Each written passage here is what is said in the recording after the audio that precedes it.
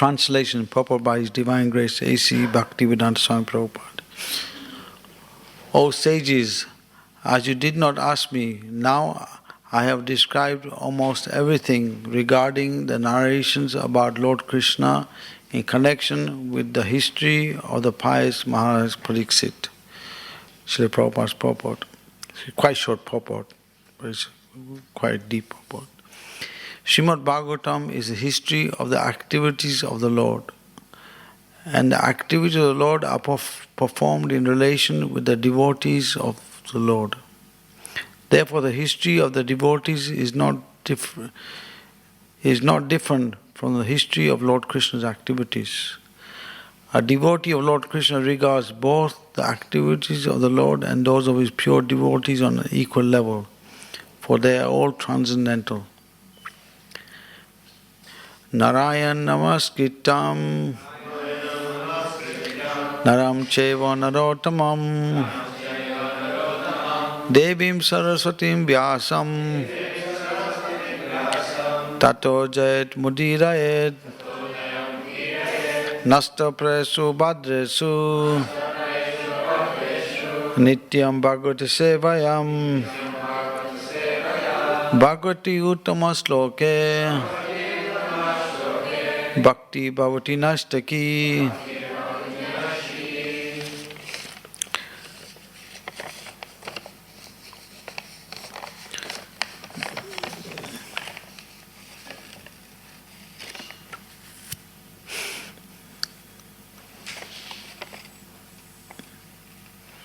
So,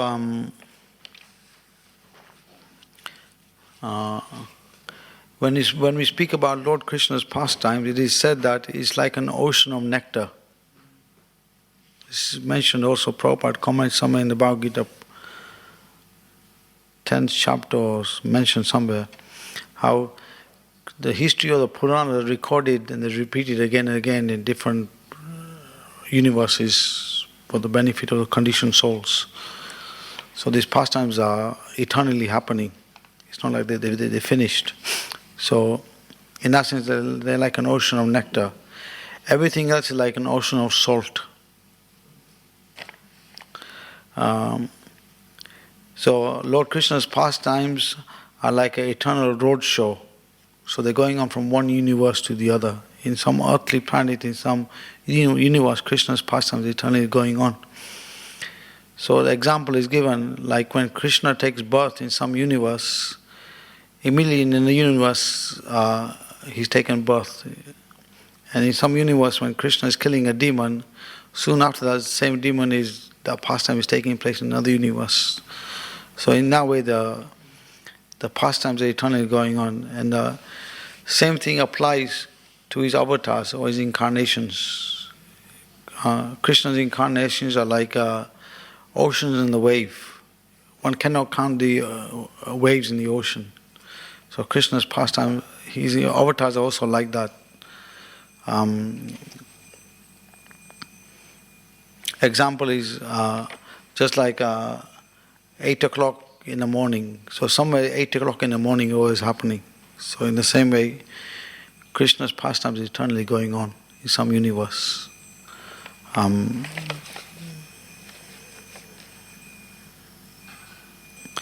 also the devotees who are part of Krishna's entourage, they also expand with Krishna in different universes. This question is asked to Prabhupada, is it the same Arjuna which expands in the different universes in Krishna's pastimes? And Prabhupada's answer was, it's the same Arjuna, but we cannot understand it with our limited mind. And in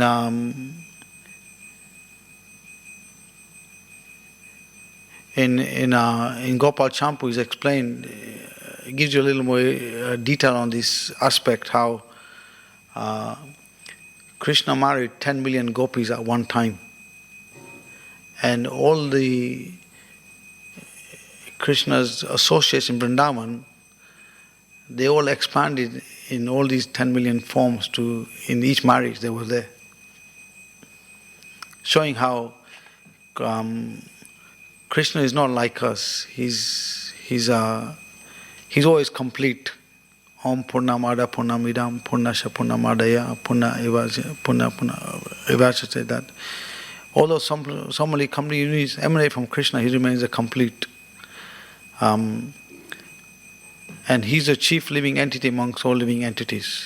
So there's one chief living entity, even in the material world, someone has to have a leader.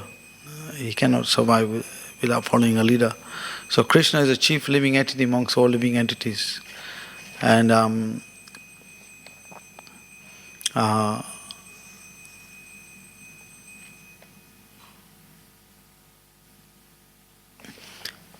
so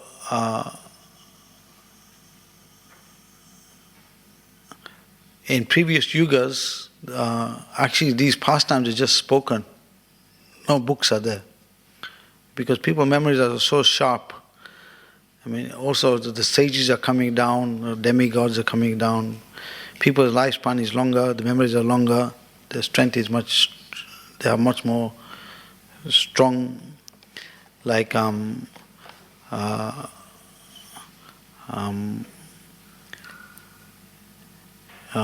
they used to walk even in places of pilgrimage, like long distances. It wasn't a problem for them.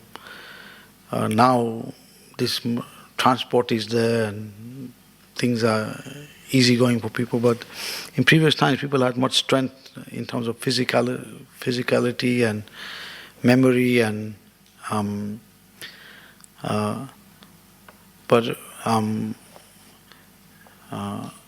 so from that point of view, chanting the holy name was very difficult for them.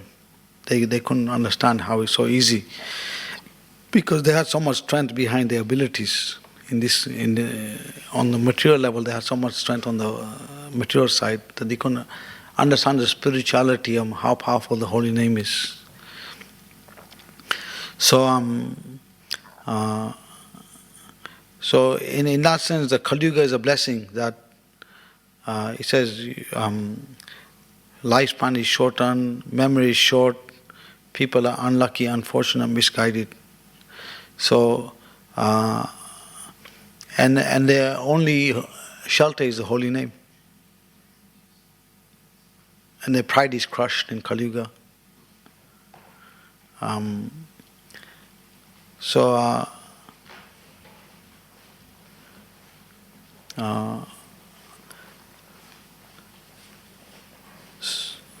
So in this purport, he explains how a devotee of the Lord regards both the activities of the Lord and those of his pure devotees on equal level, for they are all transcendental.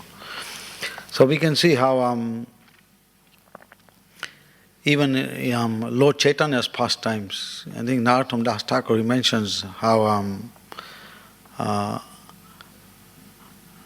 if one understands Lord Chaitanya's associates to be eternal, along with Lord Chaitanya, he also becomes liberated himself.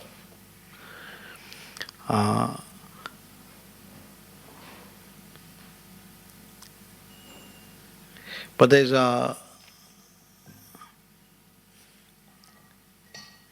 also from this another point is to be taken how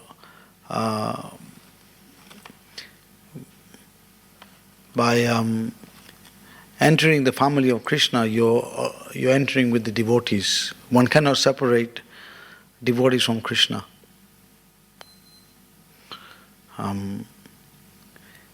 So in order to come to that platform, we have to come to the Madhyamadikari platform. A neophyte devotee cannot understand this. He only sees the deity. He doesn't relate to devotees. So Prabhupada emphasizes one has to come to the Madhyamadikari platform. One should not remain on a neophyte platform. On a neophyte platform, one can fall down. The chances of falling down are more. From the Madhyamadikari platform, one can come to Uddhama platform. Chances are much faster. And also, one can also enter the family of Krishna.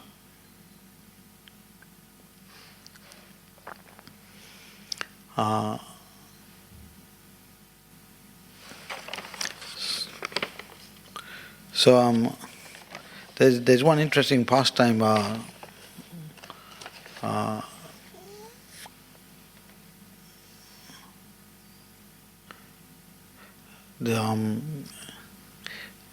Radha Vinod Prabhu, I think there were two Radhanath Maharaj disciples who took us on a tour, on South Indian tour.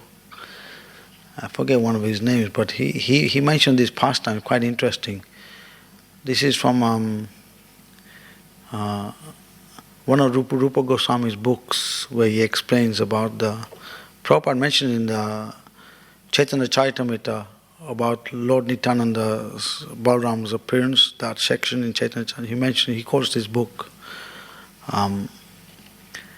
But this devotee explained the pastime how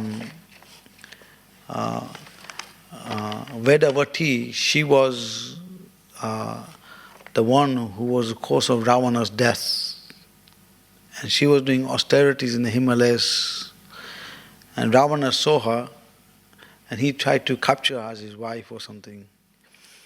And as Ravana touched her hair, she cut her hair off, and she cursed Ravana that I'll be the cause of your death. And if you molest a woman without her will, if you try and, then you'll die. So this Vedavati, she did austerities because Lord Ramachandra, he appeared in the 24th millennium, according to Rupa Goswami. So Vedavati was there in Lord Ramachandra's pastimes, and she was a Maya Sita who was the cause of Ravana's death. So she did austerities from 24th to the 26th millennium to marry Balaji, to get married to Balaji. So from this pastime we can see how to bring Krishna to the material world is harder than going back to Godhead.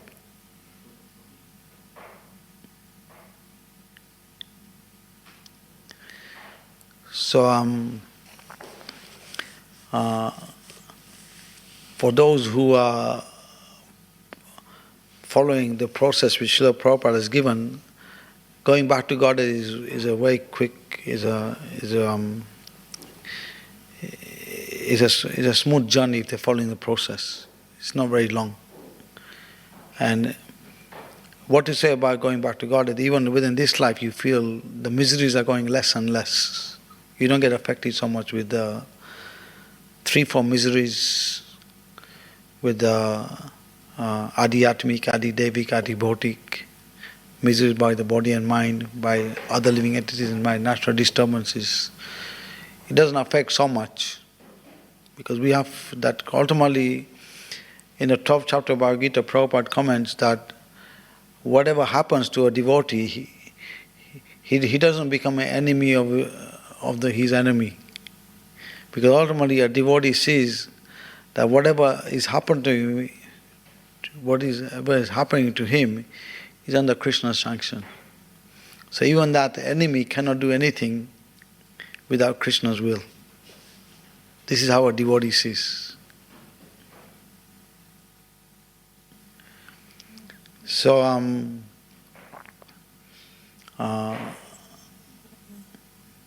if this is Bala Bhushan, he's commenting also on this point, same thing. He says that if someone does something to you and you don't retaliate, you take it as Krishna's mercy, then your karma is wiped out. Because if you try and retaliate, then you're trying to control, so you get the karma. So this is what Vidura did. He did the same thing. Like he was giving good instruction to Dhritarashtra, but Duryodhana didn't like it. He asked Vidura to leave the palace. You don't belong here. You're not part of our family. He really chastised him heavily as a Shudra or something. And Vidura could see how the Lord's energies, the external energy is correcting him in a different way. You see how Duryodhana is going to be correct in a different way. And so Vidura took the positive side. That I cannot change the situation in this particular in this circumstance. Let me just go on pilgrimage. And he took that as Krishna's way of giving him the vision, what to do. So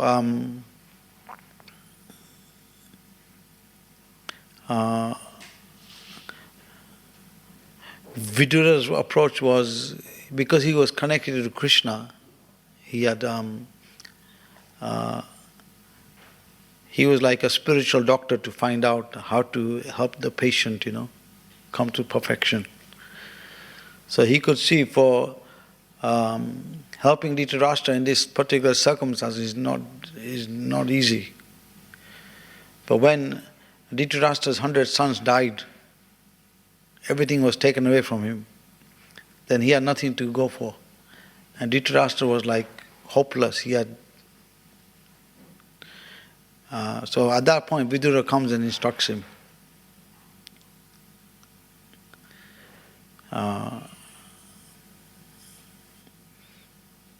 So he says, if one wants to be Krishna's well-wisher, one has to help others come to Krishna. And Krishna mentions this in Bhagavad Gita, I think 65, 66 or 60. 64, 65, like it mentions that whoever preaches his message of Bhagavad Gita to others is very dear to me, and he'll come back to me. So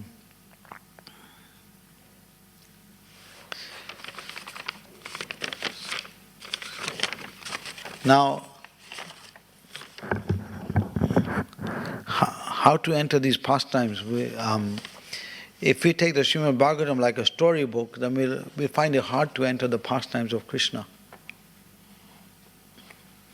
Because Srimad Bhagavatam is not different from Krishna.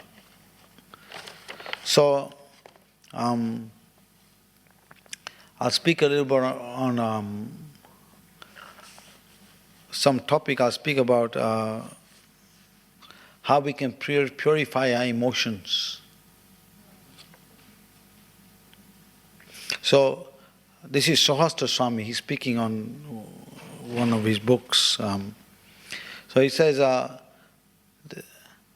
there was an author called Shopagna. He would describe all day. He made out he was a scholar. But within they are being. Okay, so this is Sahastra Swami explaining. But within they are being disturbed by emotions. He had a next door neighbor who was a woman. This woman would look in the door to find out what he was doing. One day he could not control his emotions. He got hold of this woman and threw her down the stairs. She had a few injuries. In the court ruled that he would have to pay for her to the rest of her life. He did this reluctantly. When she died, he wrote in his diary that this bitch has died. So because he was on the Jnana platform, he was trying to not let the emotions out. He was trying to lock them up. So this was what emotions does. So from this example, we can learn that a Jnana yoga lacks emotions in closet. In a closet, it does not allow you to express your emotions, because with knowledge, one has to ignore the emotions and emerge into Brahman. Karma yoga alone does not purify the emotions. It gives outlet to emotions, but it does not purify the emotions. Only Bhakti Yoga can purify the emotions. Ramanujacharya says that that there are positive emotions and negative emotions. One has to avoid negative emotions and take shelter of the positive emotions. How one can distinguish between positive emotions and negative emotions? Positive emotions are emotions which increase your love for Krishna.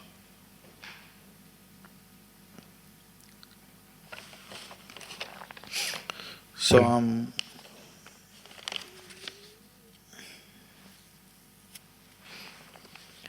there's a few quotes from the Srimad Bhagavatam. Let's see.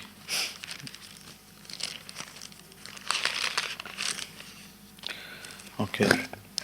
This is from 11:25:28:5. Although shadows, echoes, and mirages are mere reflections of real substances, they create strong emotions in persons falsely accepting them as real. In the same manner, a conditioned soul is seized by such emotions as fear, lust, anger, and hope because of his illusory perception of himself as a material body, mind, and false ego. By practical example, it is thus shown that even illusory objects may cause highly emotional reactions. Ultimately, our emotions should be absorbed in the Supreme Personality of Godhead, who is eternal truth. Fear, however, is vanquished when one takes shelter of the Lord's lotus feet. One can then enjoy the pure emotions of liberated life.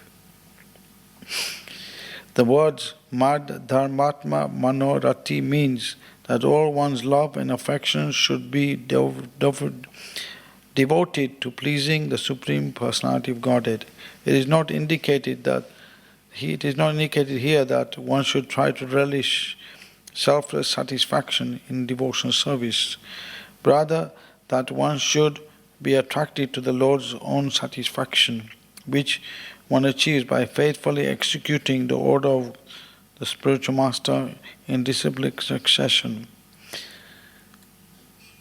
from Lord Krishna himself. Attachment to one's own satisfaction, even with devotional service, is materialistic, whereas attachment to the satisfaction of the Lord is pure spiritual emotion.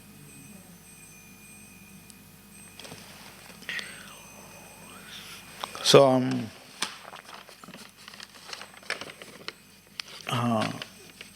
so Prabhupada gives an example on this. He says, you can't approach any woman on the street and say you have to love me. You have to develop a relationship, then the love develops after that. The same thing with serving Krishna. You serve Krishna, then gradually your love develops by serving.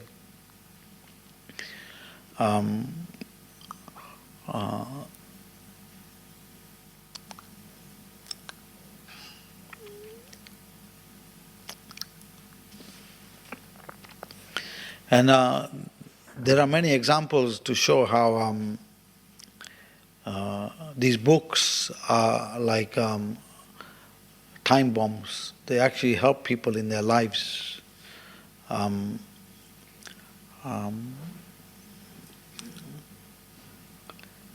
Prabhupada said, I'm living in my books. Those who follow my teachings will live with me. So, and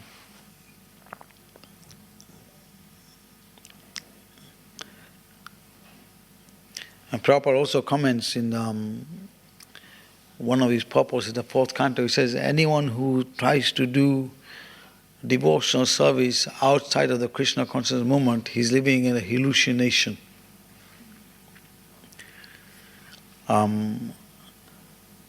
Just to point out how within the society of devotees, without their mercy, you can't progress on the spiritual path. Example is given, just like in the outside world, if you want to survive, you can't do it with your own strength. You have to help from people around you. The same thing in spiritual life. To progress in spiritual life, one has to have support from other devotees around one, who, with their blessings, one can progress.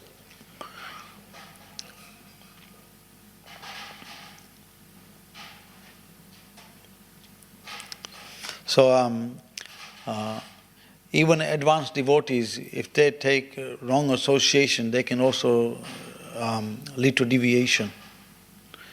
And the example was Akrura and Kirtavarma. Prabhupada comments in the Krishna book about this too. So Akrura,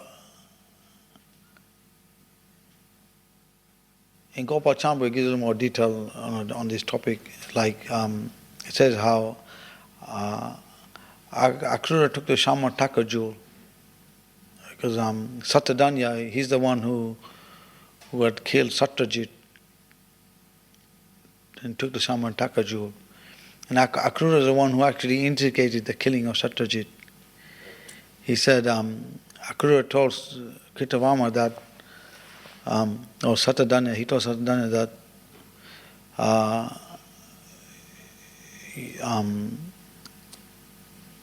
Prashena is the one, the way that Prashena died,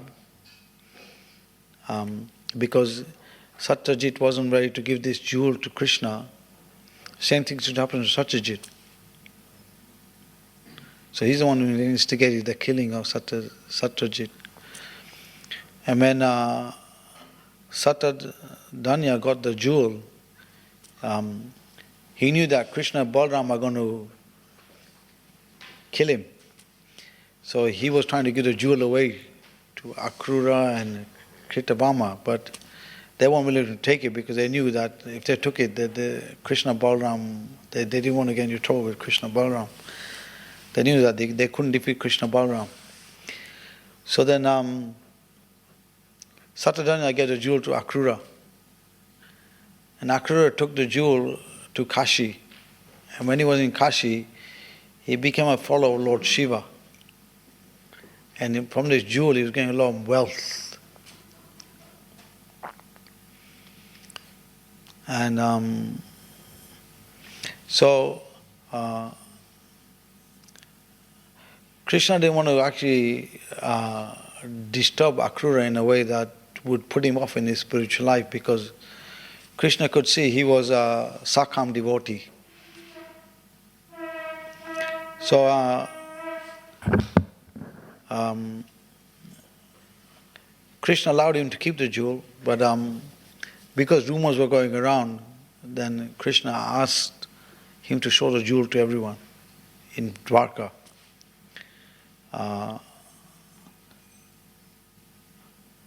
So in Gopal Chambu it says that actually Akrura didn't get complicated because of the curse of the gopis, because he actually hurt the feelings of gopis by not pacifying them.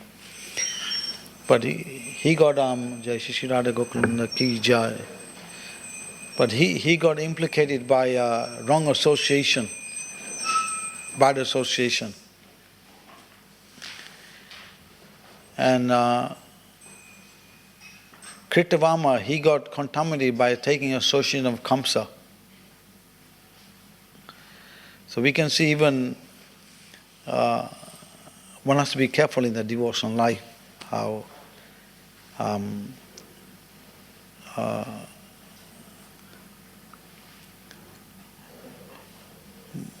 one can give one's association to others to uplift them, but one should not come down to their level if that person is not advanced. So this is the understanding behind that.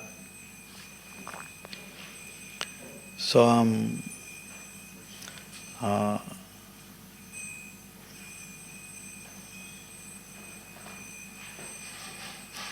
because spiritual life is like a razor's edge. It's very, very delicate. If you're cutting a notch, don't pay attention, you can cut yourself.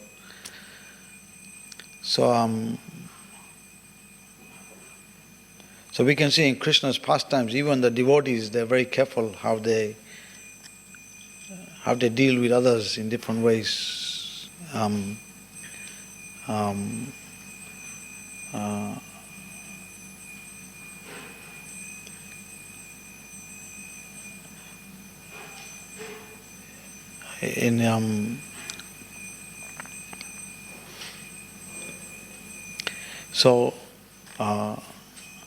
When we associate with, what does it mean to be part of the association of advanced devotees? It means that we should be immersing ourselves in Krishna. That's the meaning of associating with advanced devotees. So, even though we may not have that association at the present time, sometimes people can't get it sometimes. So, reading of the scriptures is important. By reading scriptures, in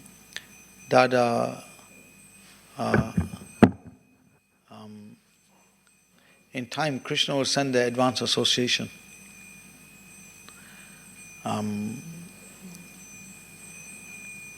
Because Srimad Bhagavatam covers everything. It covers everything from relationships to emotions to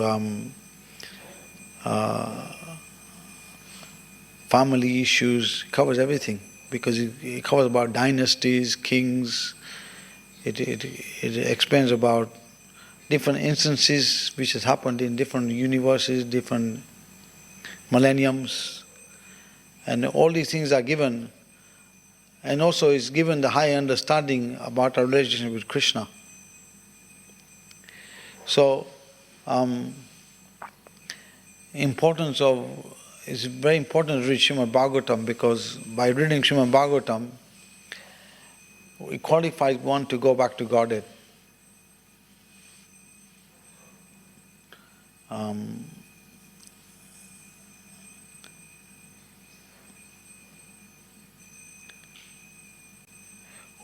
Although in Bhagavad Gita everything is given in some summary is there in Bhagavad Gita in a summarized form, but Srimad Bhagavatam explains more detail.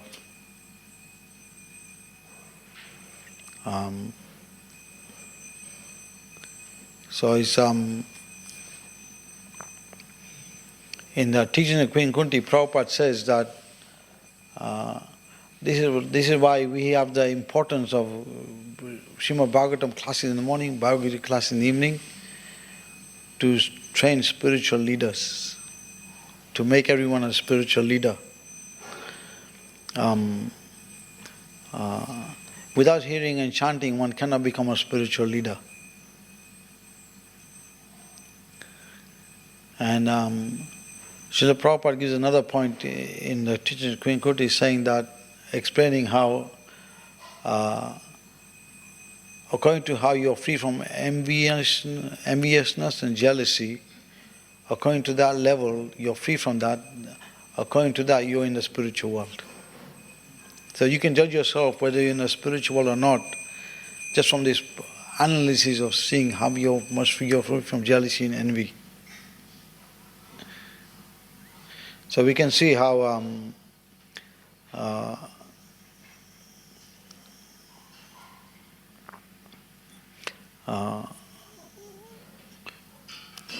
this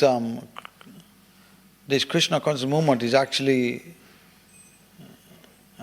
also part of Krishna's pastimes to help people go back to Godhead. So, if we follow this process, in the lecture, one of the lectures I heard Prabhupada saying how if you follow this sadhana bhakti, you follow this process of getting up in the morning program, Mangalarti, and then chanting 16 rounds, hearing Bhagavatam, Guru Puja like this, this will qualify you for renunciation. And then from this, spiritual strength will come. And then like this, from that spiritual platform, you can help others also. Prabhupada gives an example in one of the lectures saying that before coming, he explained about the Western people coming, he said, you had no qualification. But now you're practicing the process, you can see there's a difference in your getting qualification. So this Krishna consciousness is a scientific process that simply by following it, you're getting direct mercy of Krishna.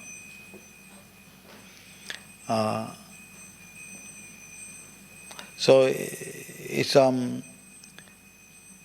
the only thing is one should follow it with sincerity. There's an English saying, God helps those who help themselves. So so we have to be sincere and simple-hearted. And Prabhupada gives an example in the Bhagavad Gita about, in one of the Prabhupada, he gives an example of the sparrow who tried to get her eggs back. And Garuda was very pleased. He came and he offered to help sparrow get the eggs back. In the same way, if we are sincere in our spiritual practice, then God will help those who are in their sincerity. God helps those who help themselves, like that.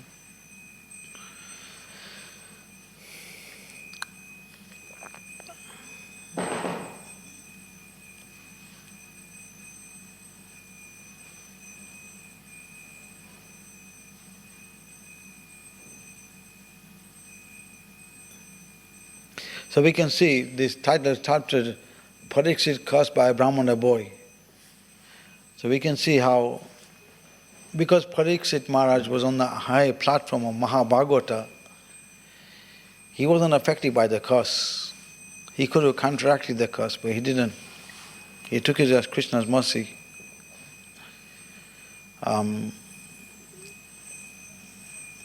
So we can learn from this how difficulties will come in our life of a devotee. Because the material world is a difficult place. It's made like that. You can't avoid difficulties. But we have to learn from the life of Prahlad Maharaj how we have to be tolerant of these difficulties. Just tolerate the difficulties and depend on Krishna. Then difficulties will go away.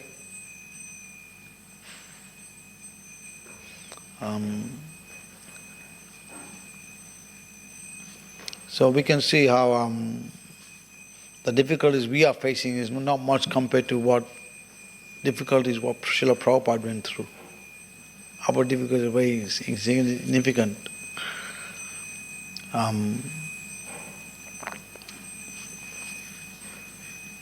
So we just have to have strong faith and be with devotees and follow the process. Then everything will become easy in time. Any comments or questions? Okay.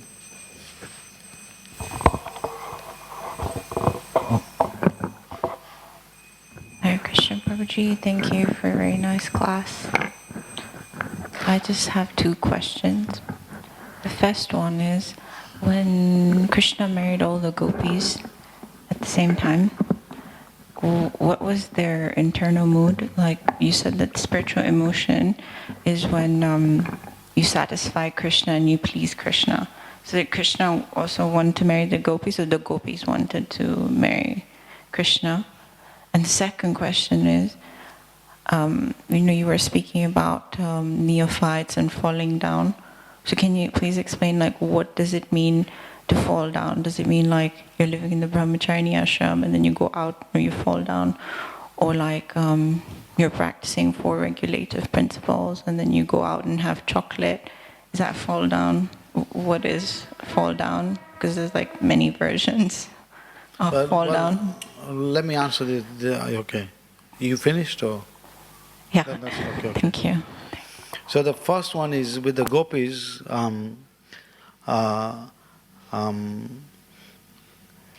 Even Lord Chaitanya glorifies the gopis for their love for Krishna. Even in Brihad Bhagavatamrita is mentioned like this, that they're the highest level of surrender. Because example is given when Krishna had a headache. Narada Muni went to many devotees and they weren't giving the dust to Krishna to relieve his headache. But the gopis gave the dust. And Narada Muni told them, you don't mind going to hell for Krishna by giving your dust? And gopis said, no, we are happy to go to hell if he's going to please Krishna. So in that sense, gopis are the highest level of surrender. They weren't seeking their own satisfaction, they wanted to please Krishna. So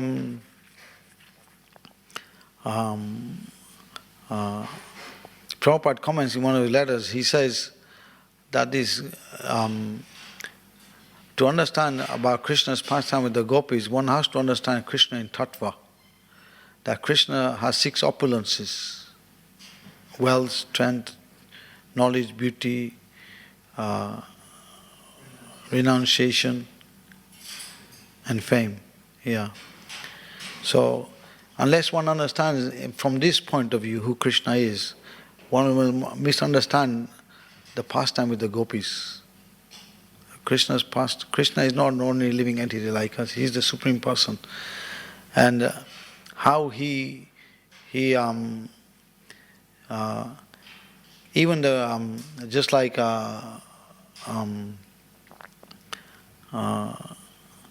just to enhance Krishna's pastimes, it shows how the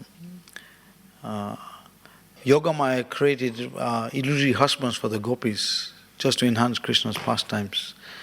The gopis, they were feeling that they were not pure enough to be with Krishna now because they had their husbands and like this. So Yogamaya, just to show the point to them that actually their love was with Krishna, Yogamaya calls Duvasha Muni, she called Duvasha Muni. And Duvasha Muni took the gopis outside the Vrindavan somewhere with Krishna and Yogamaya and Sridham. And Duvasha Muni created fire from his mystic power. And he told the gopis, I want you to enter this fire. Just to show your purity, that you didn't have any husbands except Krishna. The gopis entered this fire, nothing happened to them. Just like Sita Devi, she entered the fire, nothing happened to her. Same thing with Krishna wanted to show this point to the gopis in the same way. So the gopis had no intention other than serving Krishna for his own pleasure. This is the first point. Is that okay with that? That's the answer, comparing to see how purity the gopis had, that they had no hidden intention except to please Krishna. Concerning the in Jayavadama is explained that unless you take association of advanced devotees, you cannot, you remain on a neophyte platform.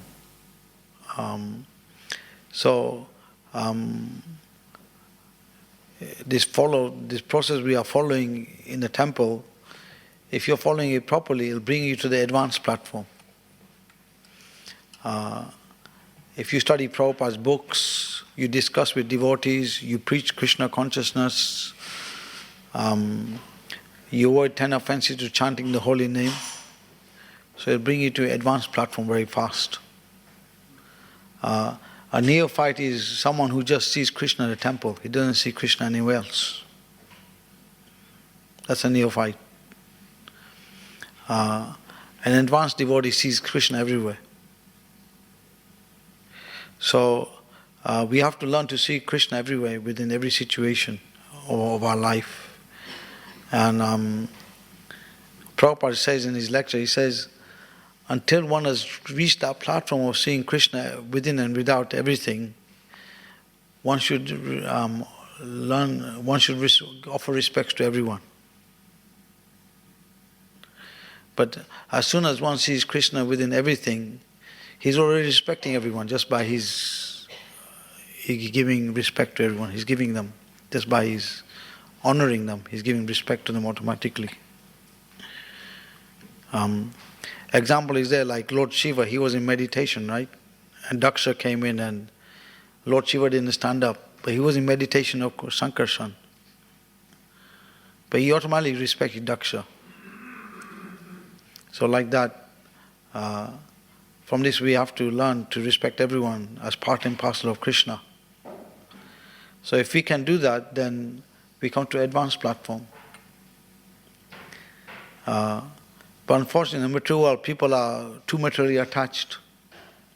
And there are many neophytes also. So as preachers, we have to bring the neophytes to advanced platform. I think Prabhupada mentioned, like, there was an instance with Prabhupada, there were some leaflets given out, some Mayavadi gave some leaflets out, and those leaflets came to Prabhupada. So what did Prabhupada do? He gave the leaflets out to the devotees, and he put prasadam on the leaflet plates. He put prasadam on the on those flyers. So in this way, the Mayavadi got benefit by getting prasadam served on the plate, on those flyers. So then that's an advanced devotee. He tries to help others come to Krishna. He tries to give the benefit of others coming to Krishna slowly by engaging whatever they give in Krishna's service. A neophyte doesn't do that. He just wants his own prestige. He doesn't want anyone else around him. So this is the point. Any other comments or questions? Okay, Prayojan. Say. Oh, thank you. It reminds me of